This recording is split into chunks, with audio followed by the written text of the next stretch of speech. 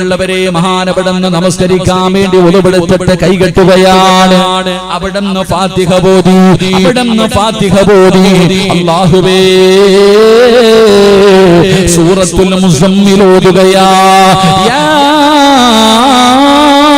അയ്യുഹൽ മുസമ്മിൽ ഖുമിൽ ലൈല ഇല്ലാ ഖലീലാ. സൂറത്തുൽ മുസമ്മിൽ ഓതിയിട്ട് ഇങ്ങനെ നമസ്കാരത്തിലേക്ക് പ്രവേശിച്ചു കഴിഞ്ഞപ്പോ വൈദ്യന്മാര് കടന്നു വന്നു നമസ്കരിച്ചു കൊണ്ടിരിക്കുന്ന സ്വഹാബിയുടെ കാലങ്ങ് വെട്ടുകയാ. അല്ലാഹുവേ അവിടത്തെ കാലങ്ങ് വെട്ടി മുറിച്ചു. ഒരു മരുന്നും കൊടുത്തില്ല, ഒരു മയക്കവും നടത്തിയില്ല. പടച്ചവനെ പച്ചയായ മനുഷ്യന്റെ കാലങ്ങ് വെട്ടിമുറിക്കുകയാ. പൈപ്പ് പൊട്ടിയിട്ട് വെള്ളമൊഴുകുന്നത് പോലെ കാലിൽ നിന്ന് രക്തമൊഴുകുകയാ. പടച്ചറപ്പേ മഹാനവറുകൾ നമസ്കാരത്തിലാ. അവിടത്തെ കാല് വെട്ടി മുറിച്ചതറിഞ്ഞില്ല. രക്തമിങ്ങനെ ഒഴുകുകയാണ്. അല്ലാഹ് തിളപ്പിക്കുകയാ. പടച്ചവനെ രക്തം നിൽക്കാനുള്ള എളുപ്പവഴിയുണ്ടെന്നറിയുമോ? തിളപ്പിക്കുകയാണ്. തിളപ്പിച്ചിട്ട് നമസ്കരിച്ചു കൊണ്ടിരിക്കുന്ന മനുഷ്യന്റെ മുറിച്ച കാലുണ്ടല്ലോ, തിളച്ച എണ്ണയ്ക്കകത്ത് മുക്കുകയാ. അറിഞ്ഞില്ല വാപ്പാ. തിളച്ച എണ്ണ കൊണ്ടുവന്ന് കാലിൽ മുക്കിയിട്ട് ആ സ്വഹാബി അവിടെ അറിഞ്ഞില്ല. അവസാനം തന്റെ ശരീരത്തിൽ നിന്ന് രക്തമിങ്ങനെ പോയി തളർന്ന ബോധം കെട്ട് താഴെ വീഴുകയാ. എന്റെ പ്രിയപ്പെട്ടവരെ, ഇതിനാണ് നിസ്കാരമെന്ന് പറയുന്നത്. ഇതുപോലെ നിസ്കരിക്കുന്നവനാണ് അല്ലാഹു ഈമാനുള്ള മരണം കൊടുക്കാമെന്ന് പറഞ്ഞത്. ഈ നിരന്നിരിക്കുന്ന 50, 40, 30 വയസ്സ് മുതൽ പ്രായമുള്ളവര്, 40, 50, 60 വയസ്സ് വരെ പ്രായമുള്ള ബാപ്പാ, നെഞ്ചത്തെ കൈവച്ചിട്ട് നീ ഒന്ന് ചിന്തിക്കോ. നിന്റെ ജീവിതത്തിൽ ഇതുപോലെ ഒരു റക്അത്ത് നീ നിസ്കരിച്ചിട്ടുണ്ടോ? 40 കൊല്ലം 50 കൊല്ലം നിസ്കരിച്ച ഇതുപോലെ ഒരു വഖത്ത് നിന്റെ ജീവിതത്തിൽ എന്തെങ്കിലും നിസ്കരിച്ചിട്ടുണ്ടോ എന്ന് പറയാ നിനക്ക് ധൈര്യമുണ്ടോ? അതുകൊണ്ടാ പറഞ്ഞത്, ഉറപ്പിക്കല്ലേ. റസൂലുള്ളാഹി തങ്ങൾ പറയുമായിരുന്നു, സഹാബാ ചെയ്തു വിറ്റിരിക്കുന്ന സൽക്കർമ്മങ്ങൾ ഒരുപാടുണ്ടെന്ന് പറഞ്ഞു. നിങ്ങളാരും നെളിയല്ലേ.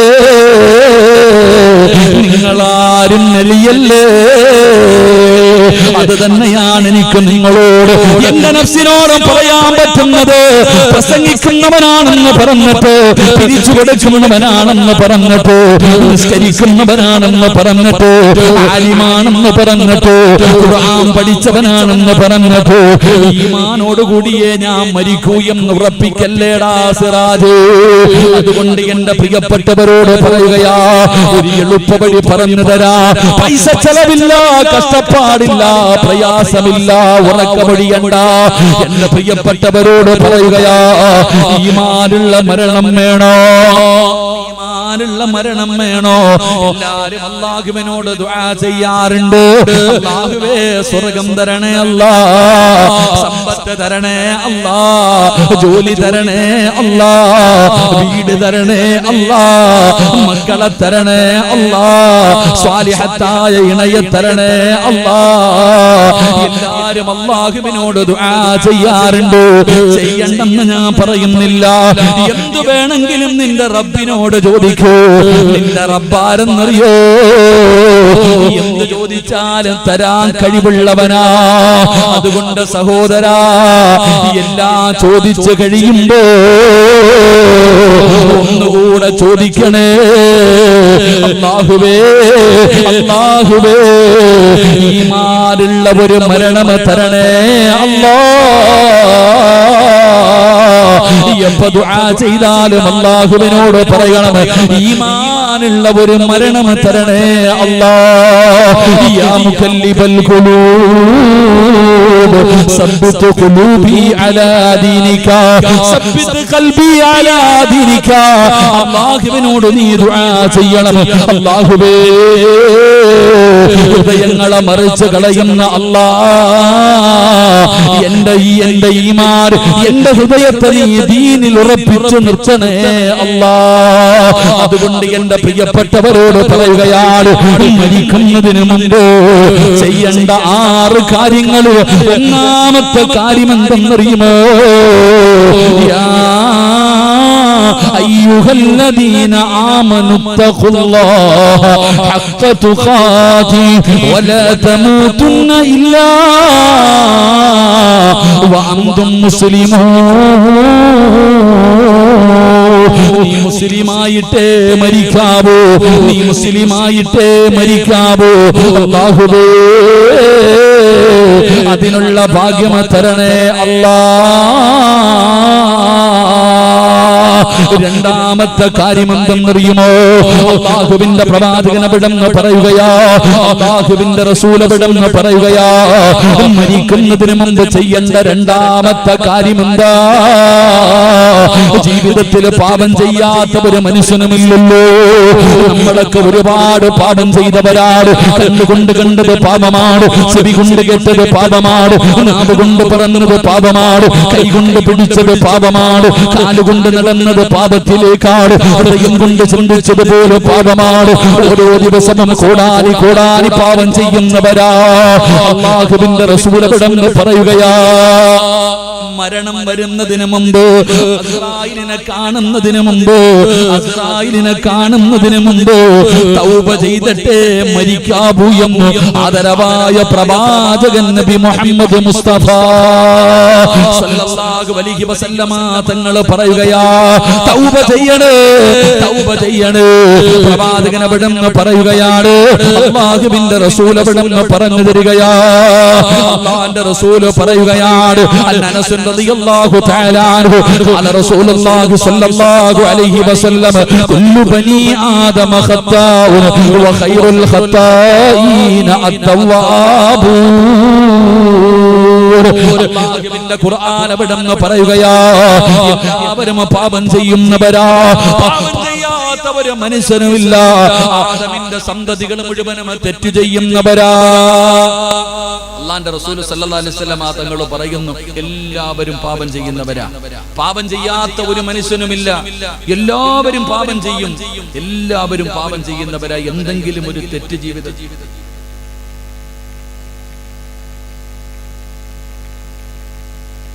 എല്ലാവരും ജീവിതത്തിൽ തെറ്റ് ചെയ്യുന്നവരാ, തെറ്റ് ചെയ്യാത്ത ഒരു മനുഷ്യനുമില്ല.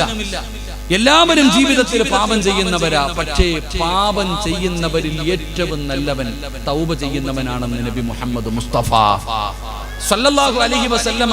കള്ളു കുടിച്ചോ പേടിക്കണ്ട, വ്യഭിചരിച്ചോ പേടിക്കണ്ട, പലിശ തിന്നോ പേടിക്കണ്ട, നീ എന്ത് ചെയ്താലും പേടിക്കണ്ട. നീ എത്ര വലിയ പാപം ചെയ്തവനാണെങ്കിലും നിനക്കൊരു പേടി വേണ്ട. എന്തിനാ നീ ഭയപ്പെടുന്നേ? ഒരു സ്വഹാബി, ഒരു ചെറുപ്പക്കാരൻ നബി സല്ലല്ലാഹു അലൈഹി വസല്ലമ തങ്ങളുടെ മുന്നിൽ വന്നിട്ട് ചോദിച്ചു, നബിയെ, ഞാൻ ഒരു തെറ്റ് ചെയ്തു, അള്ളാഹുവിനോട് പശ്ചാത്തപിച്ചു മടങ്ങി, പിന്നെയും ഞാൻ ചെയ്തു, എന്ത് ചെയ്യണം? നിങ്ങൾ ആരെങ്കിലും ഒരു ചെറുപ്പക്കാരൻ കള്ളുകുടിക്കുന്ന സ്വഭാവമുണ്ടോ? അവൻ അള്ളാഹുവിന്റെ മുന്നിൽ പറഞ്ഞു, ഇനി ഒരിക്കലും ഞാൻ കള്ളുകുടിക്കില്ല അല്ല. പിറ്റേ ദിവസം നോക്കിയപ്പോൾ ഒരുത്തം വിളിക്കുന്നു, അളിയവാ ഫ്രീ ആയിട്ട് മേടിച്ചു തരാം, പോയി കുടിച്ചു, എന്ത് ചെയ്യണം? തൗബ ചെയ്യണം. പിന്നെയും കുടിച്ചു, പിന്നെയും തൗബ ചെയ്യണം. പിന്നെയും കുടിച്ചു, പിന്നെയും തൗബ ചെയ്യണം. പിന്നെയും കുടിച്ചു, പിന്നെയും തൗബ ചെയ്യണം. ഏതുവരെ ഇബ്ലീസ് തന്നെ പറയണം, ഇനി ഇവനെ കുടിപ്പിച്ചിട്ട് കാര്യമില്ല എന്ന് പറഞ്ഞ് തോറ്റു മാറുന്നത് വരെ നീ തൗബ ചെയ്യണേ എന്ന് നബിയുനാ റസൂലുള്ളാഹി. ശൈത്താൻ തന്നെ പറയണം, ഇനി ഇവനെ പിഴപ്പിച്ചിട്ട് കാര്യമില്ല. അതങ്ങനെ ചില കാര്യങ്ങൾ അങ്ങനെ.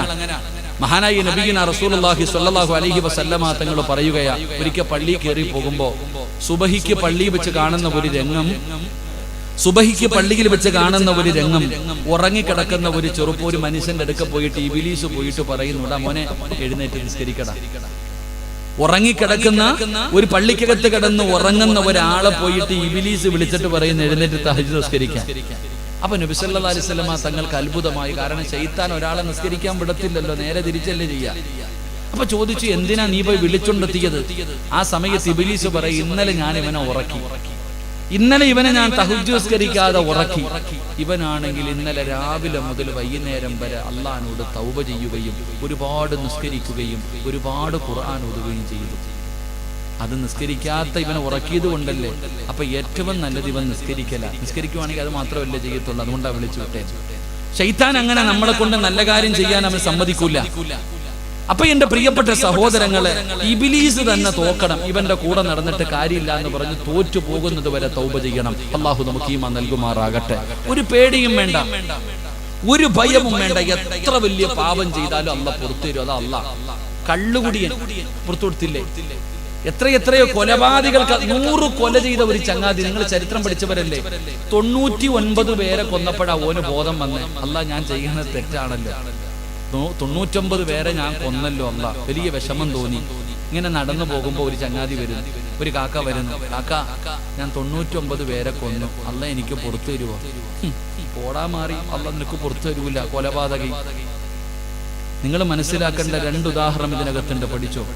99 പേരെ കൊന്നിട്ട് പോകുമ്പോ റോഡിൽ കൂടെ വരുന്ന കാക്കാടുത്ത് ചോദിച്ചു, കാക്ക ഞാൻ 99 പേരെ കൊന്നു, അള്ളാഹ് എനിക്ക് പുറത്തു തരുമോ? ഓൻ പറഞ്ഞു, പോടാ മാറി, പൊരുത്തപ്പെടൂല, അള്ളാഹ് പുറത്തു തരൂല.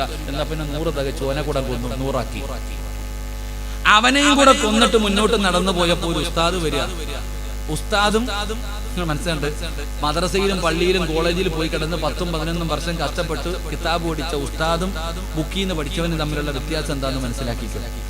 യൂട്യൂബിൽ കയറിയിട്ട് ഹദീസ് പഠിച്ചവനും പള്ളിയിൽ പോയി തഫ്സീർ നോക്കി ഖുർആൻ പഠിച്ചവനും അർത്ഥം പഠിച്ചവനും ഹദീസ് ബുഖാരി മുസ്ലിം ഒക്കെ ഓതി പഠിച്ചവനും തമ്മിലുള്ള വ്യത്യാസം പഠിച്ചോ.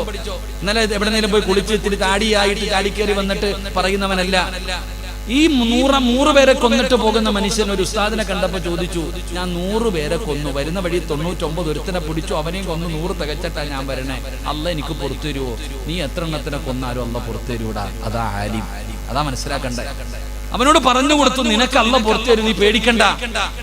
എന്റെ പ്രിയപ്പെട്ട സഹോദരങ്ങളെ, എന്നിട്ട് ആ മനുഷ്യൻ അള്ളാഹു സ്വർഗം കൊടുത്തത് പോലും വളരെ ഐഡിയപരമായിട്ടാണ് അള്ളാഹു സ്വർഗം കൊടുത്തത് എന്ന് ചരിത്രം പഠിപ്പിക്കുന്നു. അള്ളാഹു നമുക്ക് ഈമാൻ നൽകുമാറാകട്ടെ. ആർക്കും അള്ളാഹ് പുറത്തു തരും. അള്ളാഹ് കരുണയുള്ളവനാണ്, അള്ളാഹു ഗഫൂറ. ഒരു ഉദാഹരണം ഞാൻ പറയാം. ഞാൻ എപ്പോഴും പറയാറുള്ള ഒരു ചരിത്രം ഞാൻ പറയാം. എന്തിനാ നിങ്ങൾ പേടിക്കണേ? നിങ്ങൾ എന്തിനാ ഭയപ്പെടുന്നേ? നിങ്ങൾ ഇങ്ങനെ ചിന്തിക്കേണ്ട ഒരു കാര്യം, മഹാനായ ഇമാമുന ശാഫി റളിയല്ലാഹു തആല അൻഹു ഒരു ചരിത്രം പറയുകയാണ്. ഇമാം ശാഫി റളിയല്ലാഹു തആല അൻഹു ഒരു ചരിത്രം പറയുന്നു. ഒരിക്കൽ മഹാനായ സയ്യിദുനാ ഉമർ ഇബ്നുൽ ഖത്താബ് റളിയല്ലാഹു തആല അൻഹു കരഞ്ഞുകൊണ്ട് മുത്തുനബിയുടെ വീട്ടിലേക്ക് കയറി വരികയാണ്. ഉമർ ഇബ്നുൽ ഖത്താബ് റളിയല്ലാഹു തആല അൻഹു കരഞ്ഞുകൊണ്ട് പ്രവാചകന്റെ വീടിനകത്ത് കയറി വന്നു. റസൂലുള്ളാഹി സ്വല്ലല്ലാഹു അലൈഹി വസല്ലമ തങ്ങൾ ചോദിച്ചു, എന്തിനാ ഉമർ നീ കരയണേ? എന്തിനാ നീ കരയണേ? ഉമർ ഇബ്നുൽ ഖത്താബ് റളിയല്ലാഹു തആല അൻഹു പറഞ്ഞു, നബിയെ, വരുന്ന വഴിയിൽ ഒരു ചെറുപ്പക്കാരൻ നിന്ന് കരയുന്നു നബിയെ, അവന്റെ കരച്ചിൽ കണ്ടിട്ട് സഹിക്കാൻ പറ്റാതെ കരഞ്ഞതാ. ഒരു ചെറുപ്പക്കാരൻ നിന്ന് കരയുന്നു, അവന്റെ കരച്ചിൽ കേട്ടിട്ട് സഹിക്കാൻ പറ്റാതെ കരഞ്ഞതാ. ആരാ പറയണ? ഉമർ. സാധാരണ ആളല്ല. റസൂലുള്ളാഹി തങ്ങൾക്ക് പോലും അത്ഭുതമായി പോയി. കാരണം കൊച്ചുകുട്ടികൾ ഭക്ഷണം കഴിക്കാതെ ഇരിക്കുമ്പോ ഉമ്മമാര് പറയുന്നു, ഖത്താബിന്റെ മകൻ ഉമർ വരുന്നു എന്ന്. പേടിച്ച് തിന്നും മക്കള്. ചോറ് തിന്നാതിരിക്കുന്ന മക്കളോട് പറയുന്നു, ഉമർ വരുന്നെന്ന് പറഞ്ഞാൽ മതി. ഖത്താബിന്റെ മകൻ ഉമർ വരുന്നെന്ന് പറഞ്ഞാ ഉറങ്ങാതെ കിടക്കണ കുട്ടി പോലും കിടന്നുറങ്ങും. കരയണ കുഞ്ഞു വരെ കരച്ചിൽ നിർത്തും. അത്രയ്ക്കും പേടിയാ ഉമറിനെ. ഉമർ വരുന്ന വഴിയിലൂടെ ഇബ്ലീസ് പോലും വരത്തില്ല. അതാ ഉമർ. ഉമർ റളിയല്ലാഹു തആല അൻഹു വരുന്ന വഴി കൂടെ ഇബ്ലീസ് പേടിക്കണമെങ്കിൽ ആരെന്നറിയിക്കേ?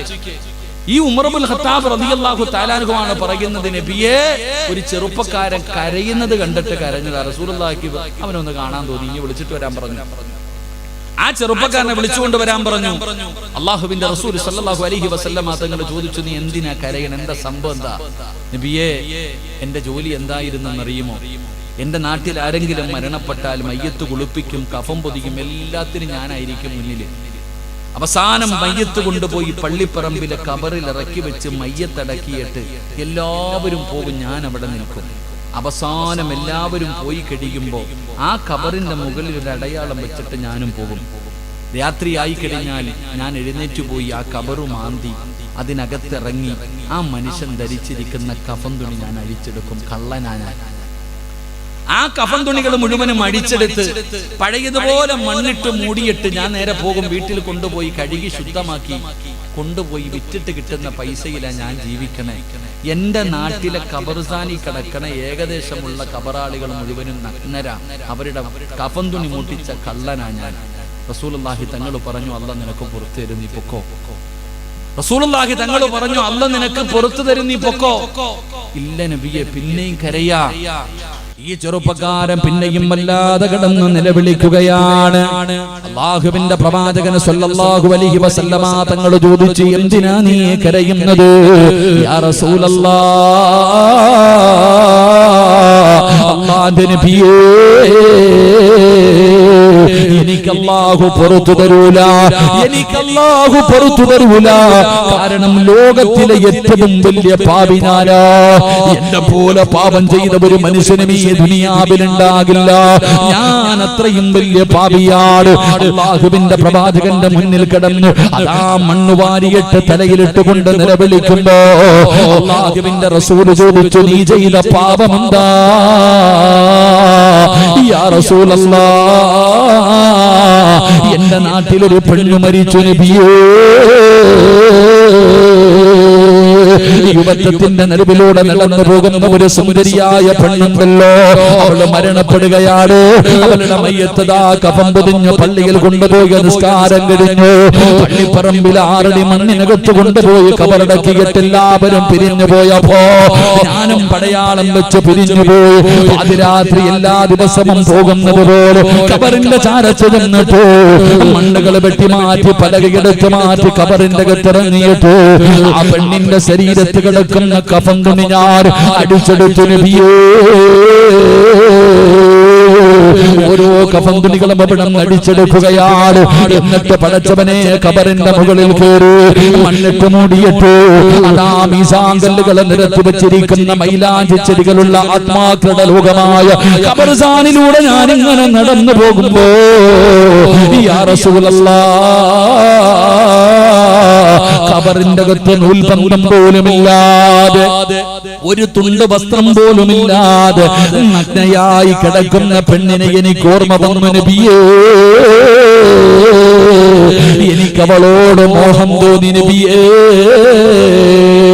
രണ്ടാമതും ഖബറിന്റെ ചാരത്ത് പോവുകയാ, രണ്ടാമതും ഖബറിന്റെ ചാരത്ത് പോവുകയാ. പടച്ചവനെ പലകയെടുത്ത് മാറ്റി മണ്ണിട്ട് മാറി മണ്ണുകൾ മാറ്റിയിട്ട് ഖബറിന്റെ അകത്തിറങ്ങുകയാ.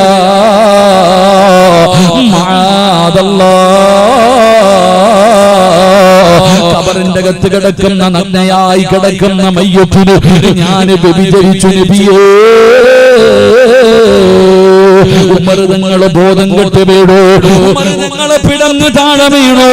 അല്ലാഹുവിന്റെ റസൂല് തളർന്നു പോയി, അല്ലാഹുവിന്റെ റസൂല് തളർന്നങ്ങ് വീണുപോയി. പ്രവാചകന്റെ കൈകാലുകളെ വിറയ്ക്കുകയാണ്, കണ്ണുനീരിങ്ങനെ ഒഴുകുകയാണ്.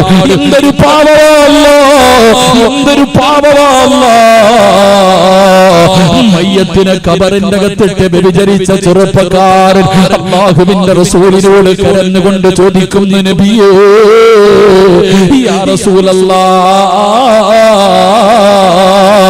ഫഹല്ലി മിനത് തൗബ, എനിക്കല്ല പുറത്തു തരുമോ, എനിക്കല്ല പുറത്തു തരുമോ? ചെറുപ്പക്കാരാ, ഇതുപോലെ പാപമൊന്നും നീ നിന്റെ ജീവിതത്തിൽ ചെയ്തിട്ടില്ലല്ലോ.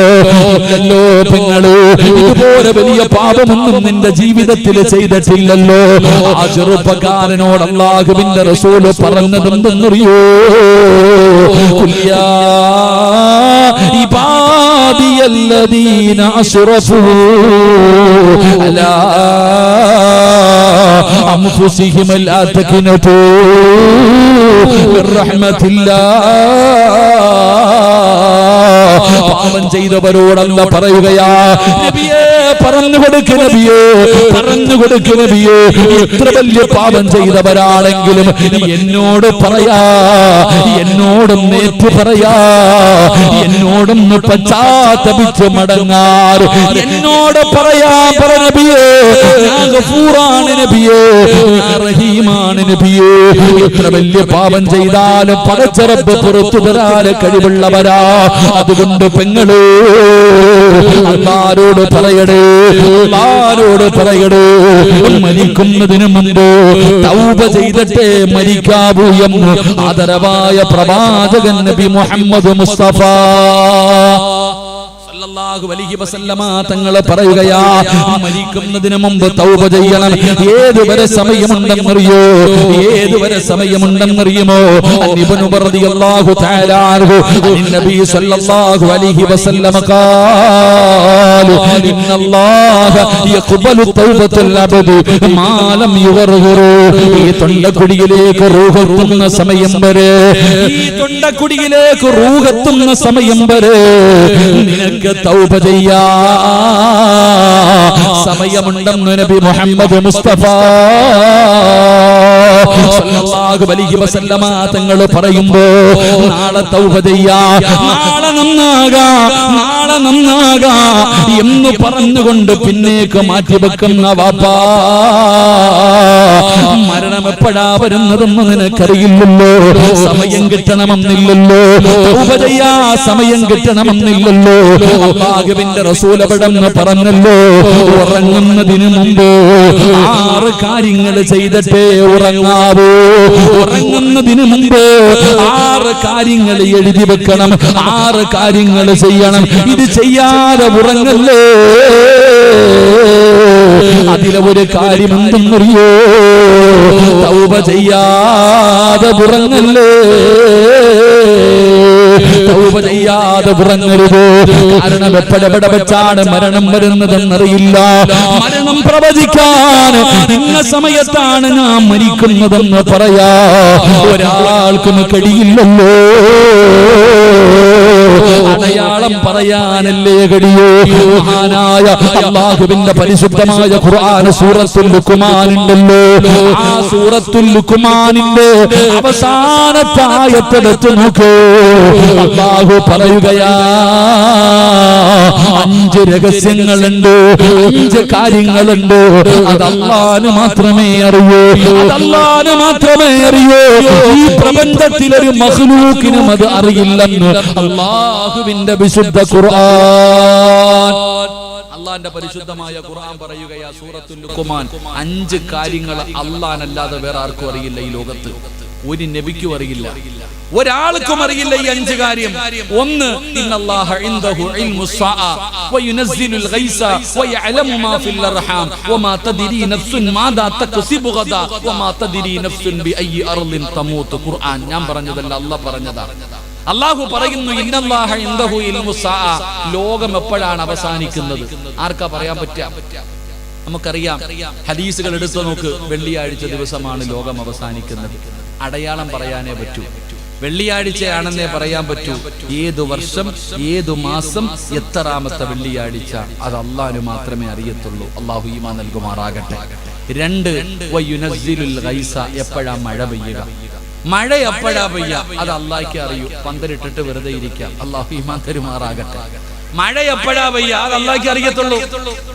എപ്പോഴാണ് മഴ പെയ്യുന്നത്, പെയ്യാൻ സാധ്യതയുണ്ടെന്ന് പറയാനേ നോക്കികൾക്ക് അറിയത്തുള്ളൂ. മഴ പെയ്യാൻ സാധ്യതയുണ്ടെന്ന് പറയാനല്ലാതെ ഇന്ന സമയത്ത് കണ്ടിട്ടില്ലേ? ഇവിടുന്ന് കരുനാഗപ്പള്ളി വരെ പോയി നോക്കിക്കേ, ഓച്ചിറ വരെ പോയി നോക്കിക്കേ, പോകുന്നതിനിടയിൽ നമ്മുടെ റേഷൻ കടയിൽ മണ്ണെണ്ണ കൊടുക്കുന്നത് പോലെ മഴ അല്ല കൊടുക്കണേ. ഇങ്ങോട്ട് കൊണ്ട് അങ്ങോട്ടുണ്ടോ അങ്ങനെ. എടാ, മഴ എപ്പോഴാ പെയ്യുന്നതെന്ന് പറയാൻ അല്ലാഹുക്കേ കഴിയൂ, വേറെ ആർക്കും കഴിയില്ല. 3, അല്ലാഹുവിന്റെ ഖുർആൻ പറയുന്നു, വയഅലമു മാ ഫിൽ അർഹാം, ഉമ്മയുടെ വയറ്റിൽ കിടക്കുന്ന കുഞ്ഞ് ആണാണോ പെണ്ണാണോ, കൈയുണ്ടോ കണ്ണുണ്ടോ കാലുണ്ടോ തലയുണ്ടോ, ആർക്കേ അറിയൂ? അല്ലാഹുക്കേ അറിയൂ. 3 മാസം കഴിഞ്ഞിട്ടല്ലേ, സ്കാൻ ചെയ്തിട്ടല്ലേ ഡോക്ടർക്ക് അറിയാൻ പറ്റും. സ്കാൻ ചെയ്തതിന് ശേഷമല്ലേ ഡോക്ടർ, അതിന് മുമ്പ് അറിയാൻ പറ്റത്തില്ലല്ലോ. ഏതെങ്കിലും ഒരു ശക്തിക്ക് പറ്റും ഉമ്മയുടെ വയറ്റിൽ കിടക്കുന്ന കുഞ്ഞിനെ കുറിച്ച് പറയാൻ? ഇല്ല. അല്ലാഹുവിന്റെ ഖുർആൻ പറയുകയാ, വമാ തദ്രി നഫ്സുൻ മാദാ തക്സിബു ഗദാ, നാളെ നിനക്ക് എന്ത് സംഭവിക്കുമെന്ന് പറയാൻ ഒരു ജ്യോതിഷൻ, എന്താണ് ജ്യോതിഷം നോക്കുന്നതൊക്കെ എന്താ പറയാ, എന്താ പറയാ, കബഡി തിരക്കുന്ന ആൾക്ക് പറയാൻ പറ്റുമോ? നിങ്ങൾ എന്താ വെടി കൊണ്ടതുപോലെ ഇരിക്കണ പറ, എടാ നിനക്ക് നാളെ സിറാജിന് നാളെ എന്താ സംഭവിക്കുന്നതെന്ന് പറയാൻ ഏതെങ്കിലും കബഡിക്ക് പറ്റുമോ? ഇപ്പൊ ഈ അടുത്ത് എവിടെയോ ഞാൻ കണ്ടു ഇസ്ലാമിക ജ്യോതിശാലയിൽ. അല്ലാഹ് പറച്ചവനും കാലം പോയ പോക്കെ. നിന്റെ സമയം പറയാൻ ഈ ലോകത്ത് അല്ലാഹ്ക്കേ കഴിയത്തുള്ളൂ മോനെ. ഞാൻ പറഞ്ഞുതരാം നിന്റെ സമയം വാ.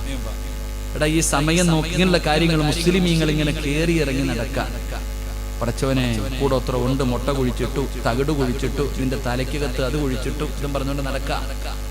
ഉസ്താദെ വീട്ടിലെന്തോ കുഴപ്പമുണ്ട് ഉസ്താദെ, ആകെ പ്രശ്നം ഉസ്താദ് എന്ന് ചിന്തിക്കുന്നവരുണ്ട്. അള്ളാഹു കാക്കുമാറാകട്ടെ. നീ മുട്ടയും കുഴിച്ചിട്ട് നടക്കത്തേ ഉള്ളൂ നിന്റെ ജീവിതം. അതങ്ങനെ തന്നെ പോകും. അല്ലാഹയെ ഒന്നും ആർക്കും വിശ്വാസമില്ല. എടാ വമാ തദിരി നഫ്സുൻ മാദാ തക്സിബു ഗദാ. ഈ പൂജാരിമാരെയും ഇങ്ങനെയുള്ള ജ്യോതിഷൊക്കെ നോക്കുന്ന ആൾക്കാരെ കാണാൻ പോണ താത്താമാരൊക്കെ കേട്ടോ, 40 ദിവസം നിന്റെ ഇബാദത്തും നിന്റെ ദുആയിക്കും ഉത്തരമുണ്ടാകില്ല. അള്ളാഹു കാക്കുമാറാകട്ടെ. കാണാൻ പോയാൽ മതി. സമയം നോക്കാൻ പോയിട്ടുണ്ടോ, 40 ദിവസത്തേക്ക് നിന്റെ ഇബാദത്ത് അല്ലാഹു സ്വീകരിക്കില്ല. സഫിയ ബീബി റളിയല്ലാഹു തആല നിവേദനം ചെയ്യുന്ന ഹദീസ്. അല്ലാഹു നമുക്ക് ഈമാൻ നൽകുമാറാകട്ടെ. അപ്പൊ വമാ തദ്രി നഫ്സുൻ മാദാ തക്സിബു ഗദാ, നാളത്തെ കാര്യം അല്ലാഹ്ക്ക് അറിയും. 5 എപ്പ എവിടെ വെച്ച് മരിക്കും, ഞാൻ എപ്പ എവിടെ വെച്ച് മരിക്കൂ എന്ന് പറയാൻ ഈ ലോകത്ത് ആർക്കെങ്കിലും പറ്റുമോ?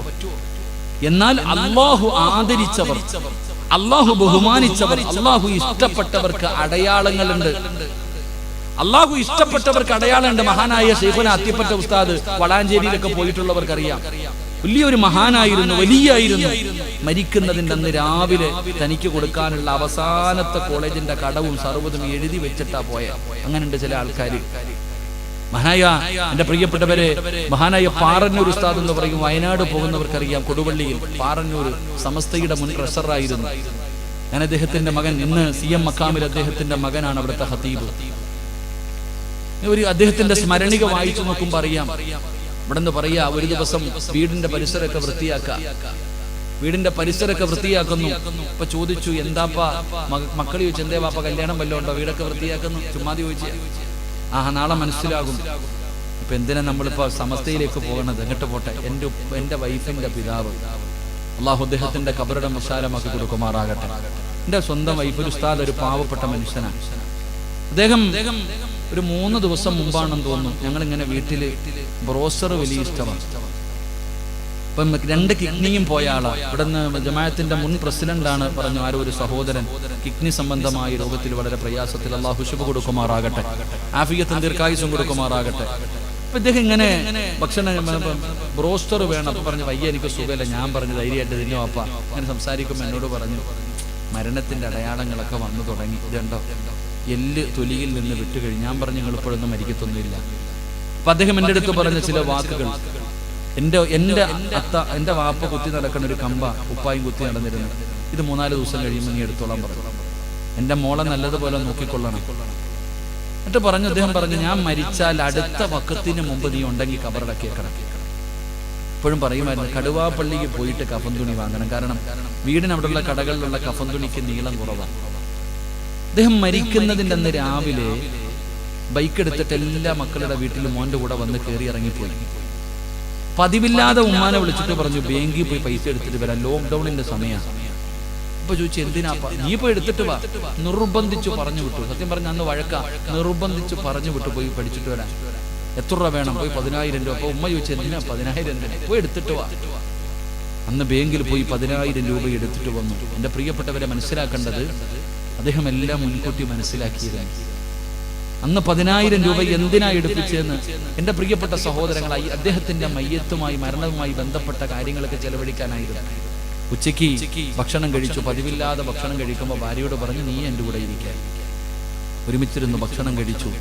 അല്ലാഹുവേ, പോയി കുളിച്ചു, ഒതുവെടുത്തു, തിരിച്ചു കയറി വന്നവരക്കവ. അല്ലാഹു അദ്ദേഹത്തിന് മഗ്ഫിറത്ത് കൊടുത്ത് അനുഗ്രഹിക്കുമാറാകും. എല്ലാം പറഞ്ഞുറപ്പിച്ചതുപോലെ.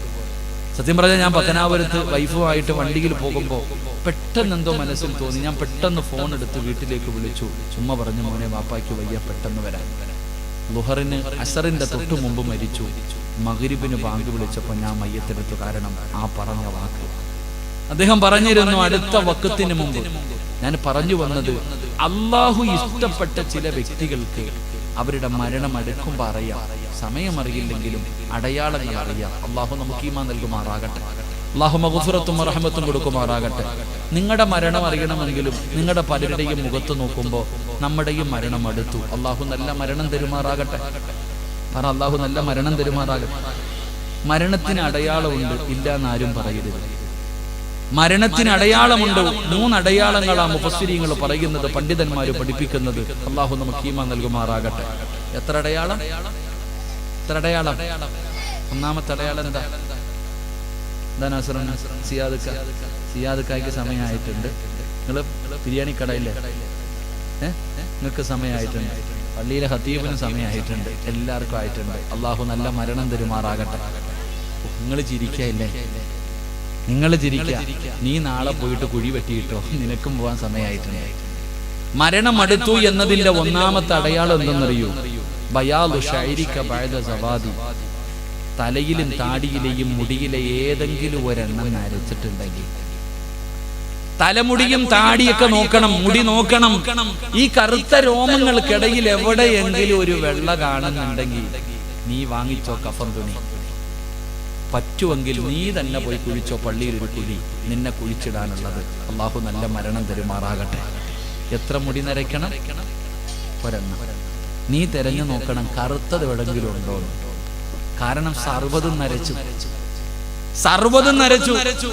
50-60 വയസ്സുള്ള വാപ്പ ക്ലീൻ ഷേവ. എന്തിനാ ഉപ്പ ഷേവ് ചെയ്തിരിക്കണേ? അത് നരച്ചതിട്ടുണ്ടൊക്കെ പെയിന്റ് അടിച്ചിട്ട് നടക്കല്ലേ പലരും. എന്തേ ഉപ്പ നീ ചിന്തിക്കാത്തത്? അടയാളം വന്നില്ലേ? മഹാനായ സയ്യിദന ഉമർ ഇബ്നുൽ ഖത്താബ് റളിയല്ലാഹു തആല അൻഹു ഭരണാധികാരിയായിരിക്കുമ്പോൾ ഒരാളെ വിളിച്ചിട്ട് പറഞ്ഞു, ഇന്ന് മുതൽ നിനക്കൊരു ജോലിയുണ്ട്. എന്താ ജോലി? ഞാൻ ചിരിക്കുന്നത് കണ്ടാ എൻ്റെ അടുത്ത് വന്നിട്ട് പറയണം ഉമറെ മരിക്കൂ എന്ന് പറയാൻ. അത്രേ ഉള്ളൂ. ജോലിക്ക് നിർത്തി. ഞാൻ മരിക്കൂ എന്ന് പറയാൻ വേണ്ടി തന്നെ ജോലിക്ക് നിർത്തി. ഒരു ദിവസം ഓനെ വിളിച്ചിട്ട് പറയാ, എന്നാ നിനക്ക് തരാനുള്ള ശമ്പളമൊക്കെ ഇതാ, നിന്നെ ജോലിയിൽ നിന്ന് പിരിച്ചുവിട്ടിരിക്കുന്നു. ആ മനുഷ്യൻ ചോദിച്ചു, ഞാൻ എന്ത് തെറ്റ് ചെയ്തിട്ട് എന്നെ പിരിച്ചുവിടണേ? അല്ല, നിന്റെ ജോലി മരണത്തെ ഓർമ്മപ്പെടുത്തലായിരുന്നു. ഇനി എനിക്ക് ഓർമ്മിപ്പിക്കാൻ ആള് വേണ്ട. എൻ്റെ താടിയിലെ ഒരു രോമം നരച്ചു, ഇതെന്നെ ഓർമ്മപ്പെടുത്തു. അല്ലാഹു നമുക്ക് ഈമാൻ നൽകുമാറാകട്ടെ. മഹാനായ നബിയിന റസൂലുള്ളാഹി സ്വല്ലല്ലാഹി അലൈഹി വസല്ലം തങ്ങളുടെ 17 മുടിയെ നരച്ചിട്ടുണ്ടായിരുന്നല്ലോ വഫാത്താകുമ്പോൾ. 17 മുടി. നമ്മൾ ചിന്തിക്ക്, നമ്മുടെ സർവ്വതും നരച്ചു വാപ്പ റളിയല്ലാഹു തആല അൻഹു. അത്രയും വലിയ സാധാരണ ആളൊന്നുമല്ല. ഇന്ത്യയുടെ രാഷ്ട്രപിതാവ് പോലും പറഞ്ഞത് ഉമറിനെ കുറിച്ച് പഠിക്കണമെന്നാണ്. ഉമർ റളിയല്ലാഹു. ഇന്ന് ഞാൻ പള്ളിയിൽ ജുമാ നിസ്കരിക്കുമ്പോൾ ജമാഅത്തിന്റെ പരിപാലന സമിതിക്കൊക്കെ പഠിക്കാൻ, പള്ളി പരിപാലിക്കുന്നവരൊക്കെ പഠിക്കണം. അള്ളാഹുവിന്റെ പള്ളി പരിപാലിക്കുന്നവർ മുഴുവനും പഠിക്കേണ്ട ചരിത്രം ഉമർ തങ്ങളുടെ ചരിത്രമാണ്. കാരണം ഉമർ ഇബ്നുൽ ഖത്താബ് റളിയല്ലാഹു തആല അൻഹു ഒരിക്കൽ കമ്മിറ്റി ഓഫീസിൽ ഇരിക്കുക, അങ്ങനെ തന്നെ പറയാം, അങ്ങനെ ചിന്തിക്ക്. കമ്മിറ്റി ഓഫീസിനകത്ത് ഉമർ തങ്ങൾ ഇരിക്കുമ്പോ ഒരാള് കടന്നു വന്നു, കുടുംബക്കാരനാ. ഒരാള് കടന്നു വന്നിട്ട് ഉമർ റളിയല്ലാഹു തആല അൻഹുവിന്റെ ചാരത്ത് വന്നിരുന്നപ്പോ കത്തിച്ചു വെച്ചിരുന്ന വിളക്കം കണച്ചുകളഞ്ഞു ഉമർ തങ്ങൾ. താൻ കത്തിച്ചു വെച്ചിരുന്ന വിളക്കം കണച്ചു. അപ്പൊ ഈ വന്ന മനുഷ്യൻ ചോദിച്ചു, എന്തിനാ അപ്പൊ ഈ വിളക്കണച്ചേ? അപ്പൊ പറഞ്ഞു, ഇത് ബൈത്തുൽ മാലിന്റെ എണ്ണയാണ്. ഇത് ബൈത്തുൽ മാലിന്റെ എണ്ണയാ. ഇത് പൊതുജനങ്ങളുടേതാണ്. നമ്മൾ പേഴ്സണൽ കാര്യങ്ങൾ ചർച്ച ചെയ്യുമ്പോ ഈ വിളക്ക് കത്തിച്ചു വെച്ച ഈ എണ്ണയുടെ കണക്ക് ഞാൻ അള്ളാഹിനോട് പറയേണ്ടി വരും. അള്ളാഹു കാക്കുമാറാകട്ടെ. ഉറക്കെ പറന്ന കാക്കുമാറാകട്ടെ. അപ്പൊ നമ്മുടെ പള്ളി കമ്മിറ്റിക്കാരൊക്കെ ഇത് പഠിക്കണ്ടേ? ഉമർ തങ്ങളുടെ മകൻ ഒരു ദിവസം വീട്ടിൽ കയറി വന്നപ്പോ എണ്ണ തേച്ചിരിക്കുന്ന തലയിൽ. ഉമർ തങ്ങളുടെ മകന്റെ തലയിൽ എണ്ണ കണ്ടപ്പോ വാപ്പ ചോദിച്ചു, ഇത് എവിടുന്ന് കിട്ടിയടാ? ഇതെവിടുന്ന് കിട്ടി? പാപ്പ ജനങ്ങൾക്ക് സെയ്ത്തെണ്ണ കൊടുത്തപ്പോ, റേഷൻ കടയിൽ മണ്ണെണ്ണ കൊടുക്കൂല്ലേ, അങ്ങനെ കരുത്. സെയ്ത്തെണ്ണ ജനങ്ങൾക്ക് കോരി കൊടുക്കുന്ന സമയത്ത് കയ്യിലൊക്കെ ഇത്തിരി ആയി. അവസാനം ആ പാത്രത്തിലും കയ്യിൽ ഇത്തിരി ഉണ്ടായിരുന്നു. അത് തലയിൽ തുടച്ചതാ വാപ്പ. ആ കയ്യിലായ എണ്ണ ഞാൻ എന്റെ തലയിൽ തേച്ചതാ. ഉമർ തങ്ങൾ ഇങ്ങോട്ട് ദേഷ്യപ്പെടുക, അല്ലാഹുവേ, ബൈത്തുൽ മാലിന്റെ എണ്ണ നീ തേച്ചോ? അന്ന് വീട്ടിലേക്ക് എടുത്ത എണ്ണ എടുത്ത് കൈ കൊടുത്തിട്ട് പറഞ്ഞു, പകരം ഇത് കൊണ്ടുപോയി പാവങ്ങൾക്ക് കൊടുക്കാൻ. മഹാനായ സയ്യിദന ഉമർ ഇബ്നുൽ ഖത്താബ് റളിയല്ലാഹു അൻഹു. ഉമർ തങ്ങൾ രാത്രി ഇങ്ങനെ ഇറങ്ങി നടക്കും. ഒരു ദിവസം രാത്രി ഇങ്ങനെ ഇറങ്ങി നടക്കുമ്പോൾ ഒരു വീടിനകത്ത് ഒരു ഉമ്മയും മകളും കൂടെ തല്ലുകൂടുകയാണ്. ഉമ്മ പറയുന്നു, പാലിൽ വെള്ളം ഒഴിക്കാൻ. അപ്പോ ഞാൻ ഒഴിക്കൂല, ഉമർ തങ്ങൾ ഉമറാണ് രാജ്യം ഭരിക്കുന്നത്. അപ്പൊ ഉമ്മ ചോദിച്ചു, ഉമർ ഇത് കാണുന്നില്ലല്ലോ, നമ്മുടെ വീടിനകത്ത് പാലിനകത്ത് വെള്ളം ഒഴിക്കണത് ഉമർ എങ്ങനെ അറിയാനാ? ഉമർ തങ്ങളുടെ വീടിന്റെ വെളിയിൽ നിന്ന് കേൾക്കുക. ആ സമയത്ത് ഉമ്മ പറഞ്ഞു, ഉമർ എങ്ങനെ അറിയാനാ, ഉമർ കാണുന്നില്ലല്ലോ, നീ ഒഴിക്കാൻ. ഉമർ കണ്ടില്ലെങ്കിൽ അള്ള കാണുന്നുണ്ടല്ലോ, അള്ള കാണുന്നുണ്ടല്ലോ ഉമ്മ. ഉമർ ഇബ്നുൽ ഖത്താബ് റളിയല്ലാഹു തആല അൻഹു ആ വീട്ടിന്റെ മുമ്പിൽ നിന്ന് തിരിച്ചുപോയി. പിറ്റേ ദിവസം രാവിലെ വീട്ടിൽ വന്നു. പിറ്റേ ദിവസം രാവിലെ ആ വീട്ടിൽ വന്ന് എന്തിനെന്നറിയോ? ആ പെണ്ണിനെ പെണ്ണിയോദിക്കാനാ വന്നത്, എന്റെ പൊന്നുമോനെ. അള്ളാഹു ഈമാൻ നൽകുമാറാകട്ടെ. രാവിലെ വന്നിട്ട് പറയാ, എന്റെ മകനെ കെട്ടിച്ചു തരുമെന്ന് ചോദിക്കണം ആ പെണ്ണ്. കാരണം എന്ത്? ദീൻ, അള്ളാഹിനെ പേടി. 2 ദിവസം മുമ്പ് കാസർഗോഡ് ഒരു പെൺകുട്ടി ഒളിച്ചോടി പോയി 125 പവനുമായിട്ട്.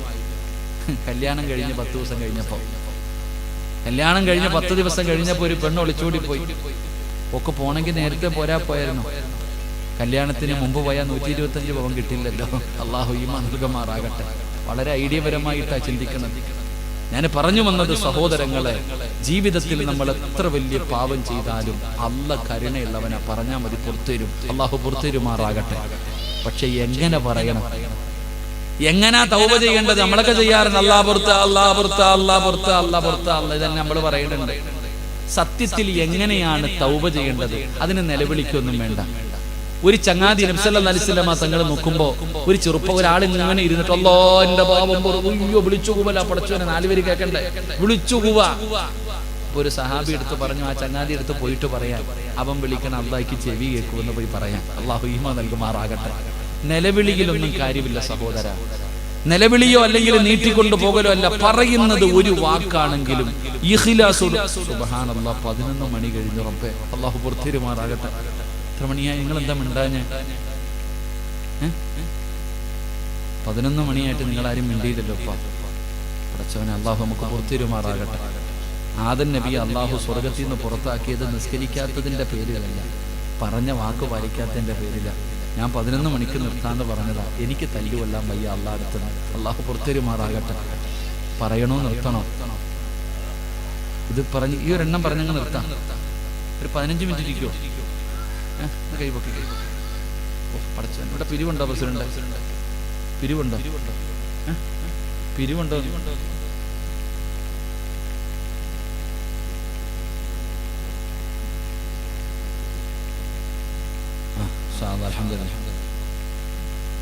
പേടിക്കണ്ട, ആരും എഴുന്നേറ്റ് പോകണ്ട. ഞാൻ പിരിക്കാനൊന്നുമില്ല. അള്ളാഹു ഈമാൻ നൽകുമാറാകട്ടെ. പ്രസിഡന്റിന് വലിയൊരു ആഗ്രഹമുണ്ട്, ഇവിടെ ഒരു ഓഡിറ്റോറിയം പണിയണം ഈ സ്ഥലത്ത്. അൽഹംദുലില്ലാ, നിങ്ങളോട് പൈസ വെച്ചാൽ എനിക്ക് സങ്കടം തോന്നും. കാരണം ഓരോ മനുഷ്യന്റെ വീട്ടിൽ, ഞാൻ ഇപ്പോൾ ജോലി ചെയ്യുന്ന പായിപ്പാട് പള്ളിയാണ്, ആ പള്ളിയുടെ പിരിവിന് വേണ്ടി പോകുമ്പോൾ ഓരോ പണക്കാരന്മാർ പറയുന്ന സങ്കടം കേൾക്കുമ്പോൾ പാവ അങ്ങോട്ട് 500 കൊടുക്കാനാ തോന്നണേ. ഓന്റെ വീടിന്റെ മുന്നിൽ നിരത്തിയിട്ടിരിക്കുന്ന കാറ്, കുറച്ചൊരു എത്ര വണ്ടിയെന്നറിയോ? കോടികളുടെ വീട് വെച്ചിട്ടുണ്ട്. ഓനിങ്ങനെ പറയാ, കച്ചവടമില്ല, കൊറോണയാണ്, ആകെ പ്രയാസമാണ്. പടച്ചവനെ, പാവപ്പെട്ടവന്റെ വീടിന്റെ അലമാരിക്കകത്ത് 10 ലക്ഷം ഇരിപ്പുണ്ട്. അവനാ പറയണ, ഒന്നുമില്ല ഉസ്താദെ, ഒന്നുമില്ല ഉസ്താദെ, നിന്നെ അള്ള ഒന്നും ഇല്ലാതാക്കി കളയും. അള്ളാഹു കാക്കുമാറാകട്ടെ. എടാ, കണ്ണാടിയുടെ മുമ്പിൽ പോയി നിന്നിട്ട്, കണ്ണാടിയുടെ മുന്നിൽ പോയി നിന്നിട്ട്, എന്താ അപ്പൊ എനിക്ക് ഇത്തിരി ഗ്ലാമർ കൂടിയോ, സൗന്ദര്യം കൂടിയോ എന്ന് നമ്മൾ പോലും പറയരുതെന്ന. നമ്മുടെ മുഖം നോക്കിയിട്ട് നമ്മൾ പോലും അങ്ങനെ പറയരുതെന്ന. കാരണം നിന്റെ നാവും നിന്റെ കണ്ണിന്റെയും വില എന്താന്ന് ആർക്കറിയാനാ? ചില ആൾക്കാര് വീടിന്റെ മുന്നിലൂടെ നടന്നു പോകുമ്പോ ഒരു കൊല ഇങ്ങനെ കൊലച്ചു നിൽക്കുക. എന്തൊരു കൊലയാ അല്ലാഹ് ഇത്. പറഞ്ഞത് മാത്രമേ ഓർമ്മ കാണത്തുള്ളൂ. നബി സല്ലല്ലാഹു അലൈഹി വസല്ലമ തങ്ങളുടെ കാലഘട്ടത്തില് ഒരു സഹാബി ഇട്ടിരുന്ന വസ്ത്രം ഇങ്ങനെ ഉരിയപ്പോ ഒരു സഹാബി പറഞ്ഞു, എന്തൊരു ആരോഗ്യ അല്ലാഹ്, നല്ല ബോഡിയാന്ന് പറയില്ലേ, എന്താ ബോഡിയാ അല്ലാഹ്. ചക്ക വെട്ടിയിട്ടതുപോലെ ഈ സഹാബി താഴെ വീണു.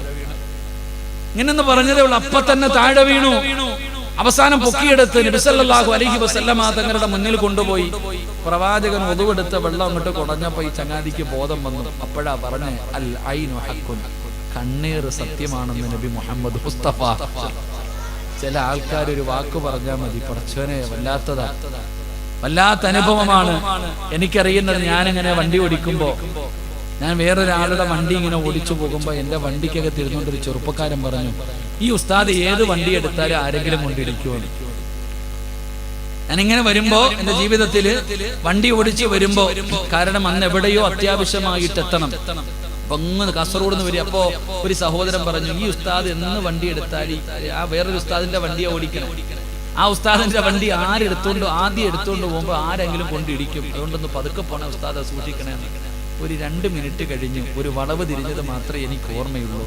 സുബ്ഹാനല്ലാഹ്, ഒരു വീടിന്റെ മതിൽ മറിച്ച് കളഞ്ഞു. എത്ര ഇന്നും എനിക്ക് മനസ്സിലായിട്ടില്ല അത് എങ്ങനെ ഇടിച്ചത്. പിന്നെ പാതിരാത്രി ആയതുകൊണ്ട് എല്ലാവരും കൂടെ വണ്ടി പൊക്കി ബിസ്മില്ലാ പോയി. അത് പോട്ടെ. അന്ന് ഞാൻ പറഞ്ഞു ഈ ചെറുപ്പക്കാരന്റെ നാവ് സൂക്ഷിക്കണമെന്ന്.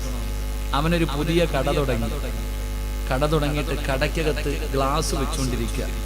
അപ്പൊ പറഞ്ഞു, അല്ലോ ഇതെങ്ങാനും താഴെ വീണ് പൊട്ടിയ ഭയങ്കര നഷ്ടമാണെന്ന്. 2 മിനിറ്റ് കഴിഞ്ഞപ്പോൾ അത് താഴെ വീണ് പൊട്ടി. ആ ചങ്ങാതി അപ്പോഴെ രക്ഷപ്പെട്ട് കഴിഞ്ഞു. ചിലരുടെ, ഞാൻ അവനെ കുറ്റം പറഞ്ഞല്ല, അല്ലാഹു ആഫിയത്തും ദീർഘായുസ്സും കൊടുക്കുമാറാകട്ടെ, ഞാൻ ആരാന്ന് പറഞ്ഞില്ലല്ലോ. അപ്പൊ ഞാൻ പറഞ്ഞു വന്നത് കണ്ണേറ് സൂക്ഷിക്കണമെന്ന്. നമ്മൾ ചില കാര്യങ്ങൾ പറയുമ്പോൾ, മഹാനായ ശൈഖുന അത്തിപ്പറ്റ ഉസ്താദ്, ഞാൻ ഒരിക്കൽ രാവിലെ സുബഹിക്ക് ഉസ്താദിന്റെ അടുക്ക പോയി. അപ്പൊ ഒരു ഉസ്താദ് തന്റെ മകനുമായിട്ട് അടുത്തു വന്നു.